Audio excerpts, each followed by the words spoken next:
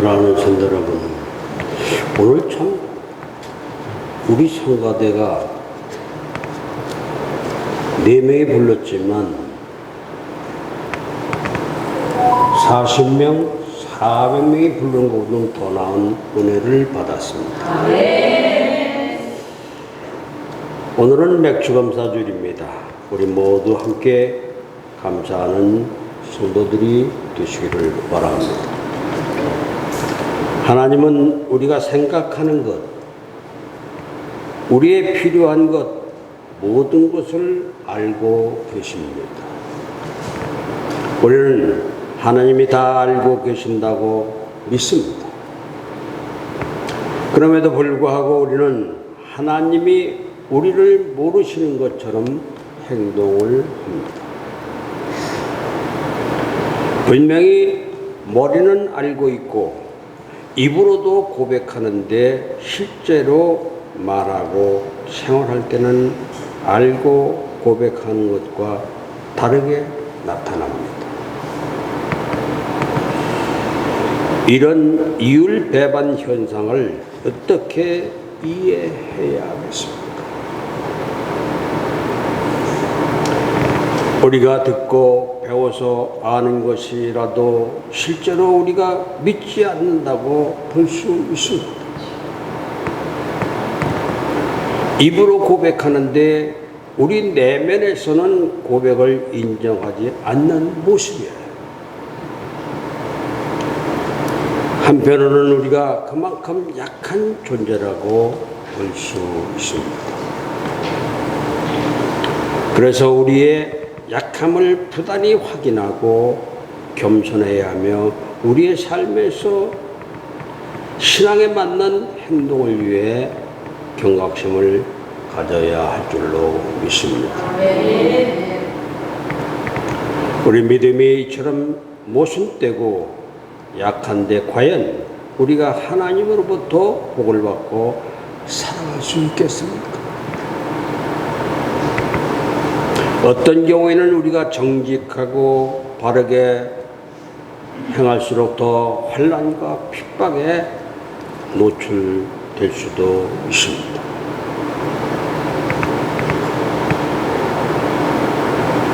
어떤 경우에는 그래서 세상과 적당히 타협하며 땅에서의 편안함을 추구하기도 합니다. 편안하면 하나님으로부터 복을 받는다고 착각하는 것이에요. 그래도 우리가 여전히 하나님 앞에 있습니다. 하나님이 우리를 보고 계시며 참으십니다. 하나님이 여전히 우리에게 믿음이 바로 서기를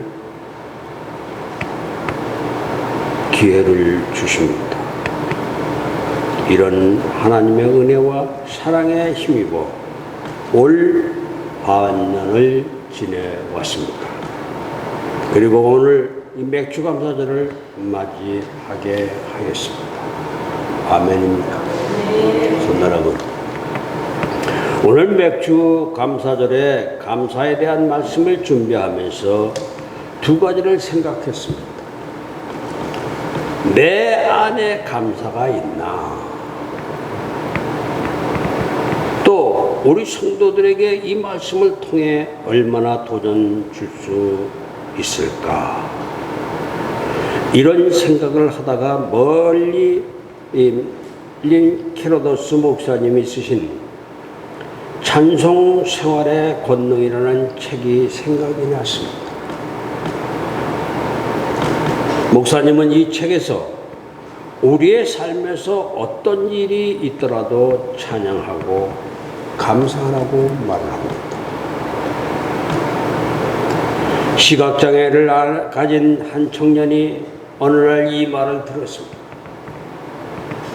그 청년은 생각하기를 나의 시각장애 역시 하나님께서 허락하신 일이니 이를 받아들이고 견딜 뿐만 아니라 나아가 이에 대하여 감사해야겠다고 생각을 했습니다. 불평해봤자 자신에게도 도움이 되는 것이 하나도 없다고 생각을 했습니다. 그래서 감사하기로 했습니다. 그런데 놀라운 것은 그렇게 감사하는 생활을 할 때 하나님의 큰 기적을 체험할 수 있다는 것이 그의 간증입니다. 아멘입니까? 아멘. 같은 시각장애를 가진 한 청년이 그 간증을 들었습니다.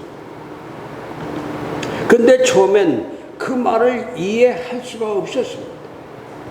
모든 것에 감사해야 한다고, 나쁜 일까지 가령 팔이 부러진다거나 도둑 맞은 일까지도 하나님께 감사하라니 말이 안 된다고 생각을 했습니다.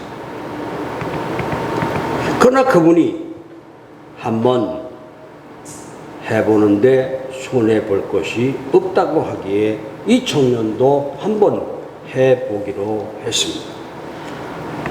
항상 모든 일에 감사했다고 할 수 없고, 감사와 직접 관계가 있는 기적을 체험해 본 일도 없지만, 그래도 항상 감사하는 삶을 살고자 노력했답니다.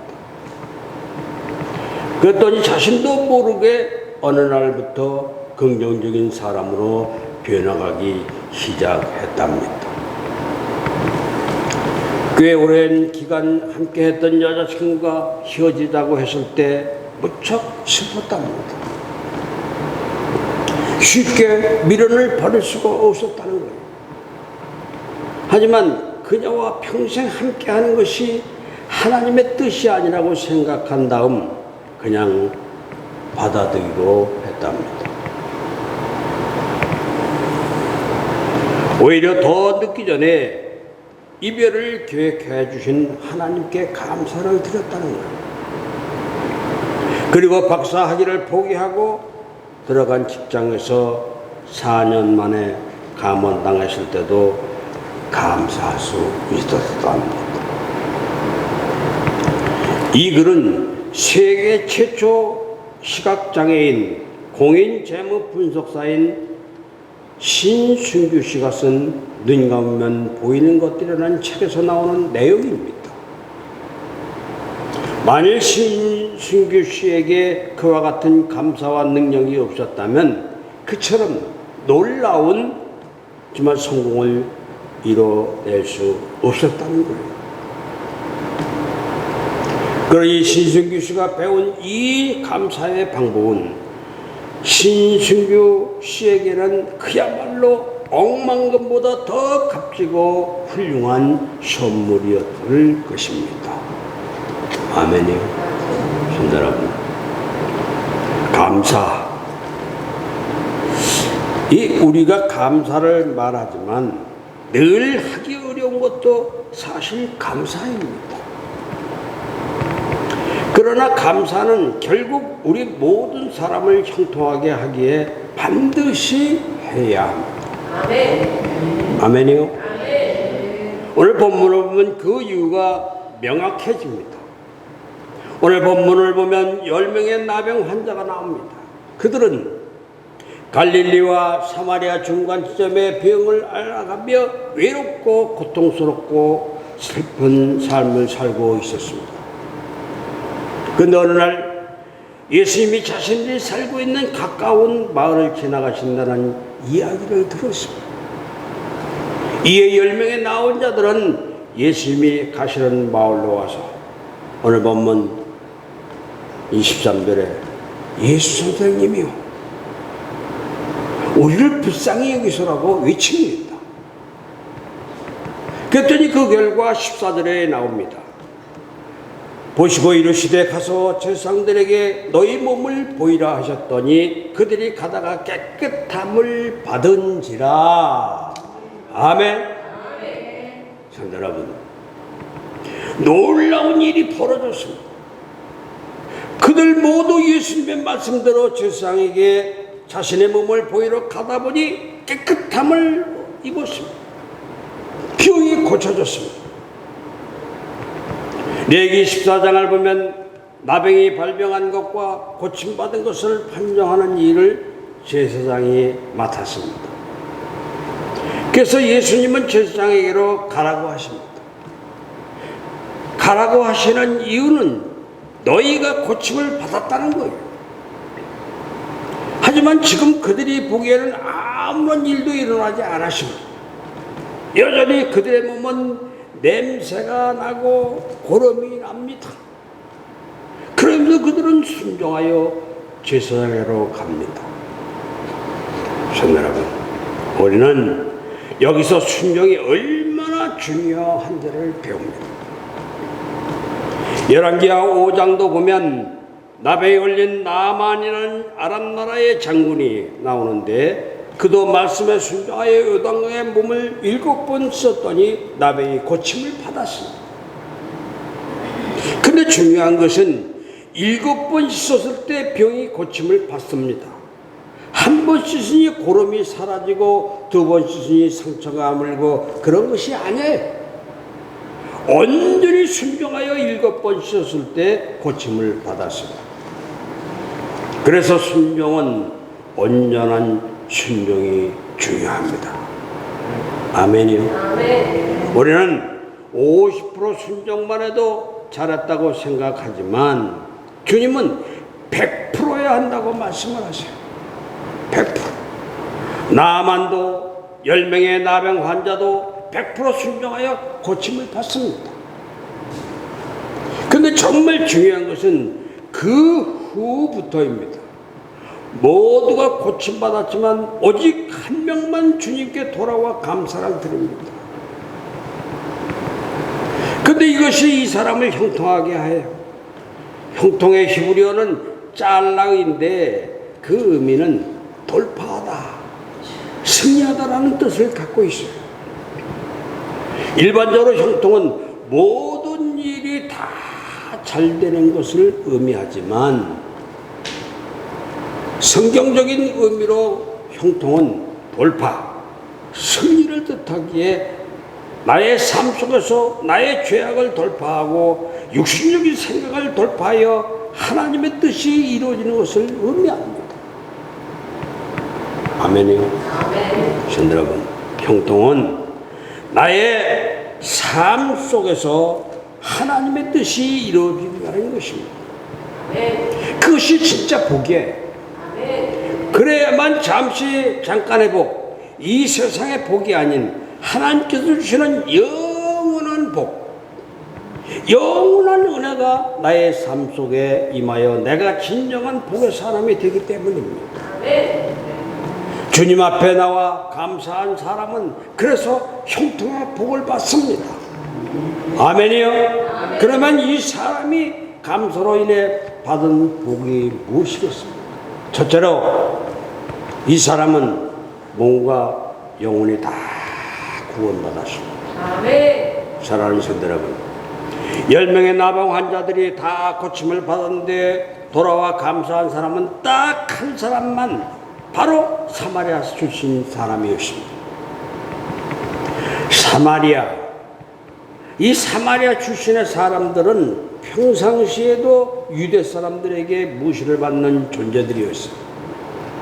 왜냐? 그 이유는 주전 722년, 지금으로부터 약 2700년 전 북이스라엘이 아수르에게 망했는데 그때 아수르 사람들을 이주하고 그리고 정책적으로 결혼을 시켜서 하나님의 백성이라는 정체성까지 사라져버렸습니다. 그리고 시간이 지나면서 북이스라엘은 이방화되었습니다. 그래서 예수님 당시에는 많은 유대인들이 사마리아 사람들과 상종도 하지 않았다는 것이에요. 그래서 이 사람이 언제 나병 환자가 되었는지 알 수 없으나 나병 환자가 되기 이전에도 차별을 받고 무시를 받는 삶을 살 것이 분명합니다. 여러분, 사람이 차별을 받고 무시를 받으면 마음의 감사보다 불평하고 원망을 하기 마련입니다. 더구나 몸에 병들면 마음은 점점 부정적인 생각, 원망하는 마음, 심지어 까닭없이 남을 미워하는 마음까지 들게 돼요. 그런데 이 사람은 그 모든 것을 뛰어넘어 주님께 나와 감사를 드립니다. 그러자 주님은 이렇게 말하죠. 오늘 본문 마지막 절 뭐라고 합니까? 다 같이 시작. 그에게 이르시되 일어나 가라. 내 믿음이 너를 구원하였느니라. 아멘입니까? 여러분, 우리는 구원이라는 말을 영원 구원만을 생각하기 쉬운데 성경에서 말하는 구원은 전인적인 구원입니다. 전인적인 구원. 즉 영혼과 육신을 포함하여 모든 환경적인 것까지 포함하는 말이에요. 그래서 주님께서는 나병 환자를 치유하시면서 그것을 구원과 연관시키십니다. 마가복음 5장 34절에 나오는 혈류병을 앓던 여인을 치유하시면서도 같은 말씀을 하셔요. 이 마가복음 5장 34절에 예수께서 이르시되 딸아 내 믿음이 너를 구원하였으니 평안히 가라. 네 병에서 놓여 건강할지어다. 아멘. 사도행전 16장 31절에도 이르되 주 예수를 믿으라 그리하면 너와 네 집이 구원을 받았느니라고. 아멘입니까? 아멘. 우리가 잘 아는 말씀이에요. 여기서 구원도 단순히 영혼만의 구원이 아니라 전인적인 구원입니다. 그래서 성경을 보면 구원받은 사람에게 하나님께서 은혜와 복을 주십니다. 왜 하나님께서 복을 말씀하셨습니까? 당신께서 구원하신 백성들을 벌어두시는 것이 아니라 물질과 건강과 또한 환경의 어려움으로부터 구원하시겠다는 의미예요. 그러기에 하나님이 그리고 구원이 진정한 복이라는 것입니다. 아멘. 여러분, 지금 이 사람을 보십시오. 마땅히 감사할 일이 감사했더니 하나님의 놀라운 복을 약속하셨습니다. 그러면 서두에 말씀드린 것처럼 이것은 내가 감사할 수가 없어라고 생각하는 일에도 감사하며 산다면 하나님이 주시는 은혜와 복이 얼마나 많겠습니까? 그래서 감사가 형통이라는 것이야. 아멘. 디모데후서 3장 2절에 보면 말세의 특징이 감사하지 않는 것이라고 합니다. 이 디모데후서 3장 2절에 보면 사람들이 자기를 사랑하며 돈을 사랑하며 자랑하며 교만하며 비방하며 부모를 거역하며 감사하지 아니하며 거룩하지 아니하며. 그런데 시편 50편 23절에 보면 감사로 제사를 드리는 자가 나를 영화롭게 하나니 그의 행위를 옳게 하는 자에게 내가 하나님의 구원을 보이라고 하십니다. 그저 우리가 할 일은 감사하는 일이에요. 감사하시기 바랍니다. 그 감사가 나를 형통하게 하여. 아멘입니까? 두 번째로 이 사람은 감사로 하나님께 영광 돌려 형통의 삶을 살았습니다. 사랑하는 성도 여러분, 이 사람은 주님으로부터 구원받았습니다. 다른 사람은 자기 길로 갔습니다. 자기 생각대로 갔습니다. 그러나 이 사람은 하나님께 영광을 돌리기 위해 돌아옵니다. 그런데 그 앞에 본문 15절에 보면 큰 소리라는 말씀이 있어요. 큰 소리라는 말씀이 있는데 주님이 베풀어 주신 은혜가 감사해서 큰 소리로 외칩니다. 그 감사를 큰 소리로 고백을 합니다. 큰 소리로 하나님을 찬양합니다. 이것이 주님께 구원받은 이유예요. 아멘이요. 누가복음 19장을 보면 여리고의 세리장 삭개오라는 인물이 나옵니다. 세리는 당시에 창교와 더불어 가장 천하게 생각하는 직업이었어요. 사람들에게 욕을 먹는 직업이었어요. 세금을 걷어 로마에 바치니 누가 그런 사람을 좋아하겠습니까? 그런데 그런 삭개오가 예수님을 자신의 집으로 모시자 주님께서 이렇게 말씀하십니다. 누가복음 19장 9절에 예수께서 이르시되 오늘 구원이 이 집에 이르렀으니 이 사람도 아브라함의 자손이라는 거예요. 아멘. 여기서도 주님은 구원을 선언하십니다. 예수님이 공식적으로 멸시받고 무시당하고 천대받는 세리 삭개오의 인격적인 주의를 회복시키는 말씀이에요. 이렇게 하나님께 영광 돌리는 사람을 주님께서는 복을 주십니다. 아멘. 성도 여러분, 우리는 하나님께 영광을 돌린다, 하나님의 이름을 높인다는 이 영광을 못마땅하게 생각할 때도 있습니다. 나는 어디 가고 하나님께만 영광을 돌리면 나는 뭐야? 그런 생각을 할 수도 있습니다. 그러나 여러분, 감사함으로 하나님께 영광을 돌리는 것이 나에게 형통함을 가져온다는 사실을 알아야 할 줄로 믿습니다. 사도에서 보듯이 주님을 높이는 사람을 주님도 높이십니다. 요한계시록 9장 8절에 보면 그에게 빛나고 깨끗한 세마포 옷을 입도록 허락하셨으니 이 세마포 옷은 성도들의 옳은 행실이라고 말씀이 기록되어 있습니다. 이렇게 하나님께 영광을 돌리며 감사하는 사람에게 하나님은 복을 주어 형통하게 하십니다. 아멘이요. 여러분, 오늘 본문에 이 사람을 보십시오. 하나님을 높이며 감사하는 이 사람에게 주께서 구원을 주십니다. 결국 감사가 이 사람이 형통의 삶을 살게 한 것이에요. 아멘입니까? 세 번째로 이 사람은 감사로 많은 간증을 남기는 형통의 삶을 살았습니다. 사랑하는 신들, 이 사람이 그 후에 어떤 삶을 살았는지는 알 수 없습니다.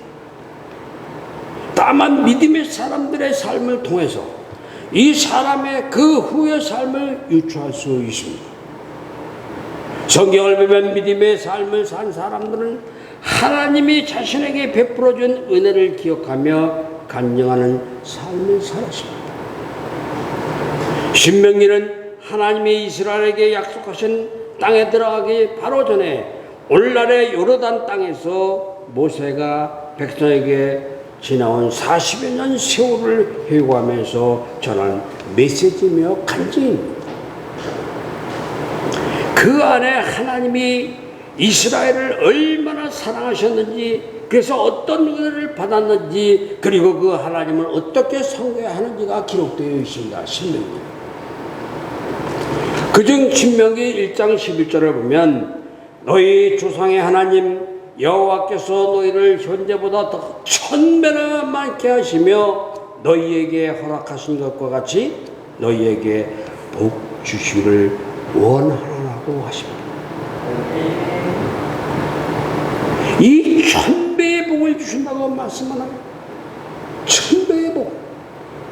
그리고 모세의 이런 간증 겸 기도는 그대로 이루어집니다. 모세가 경험하고 체험했던 좋은 주신 이 하나님은 모세가 간증하고 소망하는 대로 이스라엘에 복을 주십니다. 그래서 모세의 간증은 진실한 간증이고 값어치 있는 거예요. 아멘입니까? 그럼 모세만 그렇습니까? 하나님의 은혜를 경험한 사람, 하나님의 은혜를 체험한 사람은 이렇게 간증을 남기며 삽니다. 다윗이 그랬고, 모세, 바울, 베드로도 다 마찬가지입니다. 그리고 그런 간증만 남기는 것이 아니라 계속해서 믿음으로 살아 또 다른 간증을 만듭니다. 그러기에 이 사람도 그런 삶을 살았을 것이 확실합니다. 오늘 본문에 나오는 이 사람. 사랑하는 여러분, 우리도 많은 믿음의 간증을 남겨야 하지 않겠습니까? 아니, 간증을 만들며 살아야 하지 않겠습니까? 믿음의 사람 다니엘은 다니엘 6장 10절을 보니 왕 외에는 누구에게든지 기도하면 사자굴에 던져버리겠다는데도 기도를 합니다. 감사하며 기도를 합니다. 아무리 생각해도 감사하며 기도할 일이 없는데 다니엘은 감사하며 기도를 합니다. 그런데 그 감사가 결국 다니엘을 다니엘 되게 하였다는 사실을 알아야 할 줄로 믿습니다. 여러분, 우리는 삶에서 자주 속상함과 부러움과 두려움이란 감정에 부딪히곤 합니다. 이 뜻대로 안 돼 속상하거나 남과 자신을 비교하며 부러워하거나 수시로 닥치는 고난과 질병 때문에 두려워합니다. 그럼 인생의 이런 여러 가지 어려움 가운데 어떻게 형통과 평안을 누릴 수 있겠습니까? 19세기 프랑스 화가 밀레의 만족이라는 작품이 있습니다. 영상을 보십시오. 밀레가 그린 만종이라는 그림입니다. 이 노을진 들판 위에 한 가난한 부부가 서 있는 그림입니다. 온종일 고된 농사 끝에 그들이 얻은 것이라고는 몇 알의 감자 뿌리였습니다. 감자. 고단하고 공평한 삶입니다. 그러나 저 멀리 교회에서 들려오는 이 종소리에 하던 일을 멈추고 두 손을 모읍니다. 비록 가난하고 힘겹지만 그날의 은혜를 돌아오며 하나님께 감사 기도를 드리는 것이 사랑하는 성도 여러분, 이와 같이 감사는 오늘의 현실을 넘어 하늘의 풍성을 누리게 하는 신비한 신이 있습니다. 지금 뭔가로 인해 속상해하고 부러워하고 두려워한다면 무엇보다 먼저 감사를 회복해야 할 줄로 믿습니다. 코로나19로 인해 힘들지만 올해도 이만큼 살게 하셨으니 감사할 것들을 헤아려 보십시오. 바로 그 감사로 인해 우리의 삶은 세상에 줄 수 없는 만족과 평안으로 가득해질 줄로 믿습니다. 감사할 수 없는 상황 가운데서도 감사했던 다니엘, 그리고 오늘 본문에 나오는 그 나병을 앓았던 사람, 결국 감사가 삶을 형통하게 했습니다. 그렇다면 우리도 감사로 내 삶을 형통으로 만들어 보시기를 주님의 이름으로 축원합니다. 아멘. 축원합니다. 아멘. 아멘. 기도하겠습니다. 성도의 모든 필요를 알고 항상 베풀어 주시기를 기뻐하시는 하나님 아버지, 오늘 맥주 감사절기에 지난 세월 동안 하나님께서 미리 준비하시고 적절한 시기에 베풀어 주시겠다는 말씀을 믿고 살게 하심을 감사드립니다. 그러나 저희는 생각과 말과 행동이 어리석어 절제하지 못하고 사탄의 울매에 걸려 넘어진 잘못을 회개합니다. 주의 일을 위해 사용하라고 물질을 주셨지만 물질 때문에 오만했던 저희였습니다.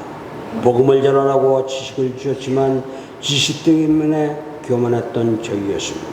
하나님의 영광을 나타내기 위해 영예를 주셨고 교회에 소중한 직분을 주셨지만 자신의 직분 상승에 진표로 잘못 알고 지는 죄를 용서하여 주옵소서. 교회 성장을 걱정하면서도 교회에서 주신 이 직분에 충성하지 못한 저희들입니다. 이 지역 발전의 시발점이 바로 저희 가정과 가정임을 알면서도 이 지역과 무관한 신앙생활을 해왔습니다. 교회가 저희 시간을 필요로 할 때 외면했습니다. 교회를 위해 수고하는 많은 헌신자를 위해서 기도하기보다는 때로 편협된 생각으로 비방하는 말을 하기도 했습니다. 앞으로 저희가 먼저 진리의 말씀으로 믿음과 행실이 합치된 말과 행동으로 살게 하여 주시옵소서. 오직 하나님의 말씀은 세세토록 존재한다는 믿음을 갖게 하시옵소서. 믿사오며 예수님의 이름으로 기도하옵나이다. 아멘.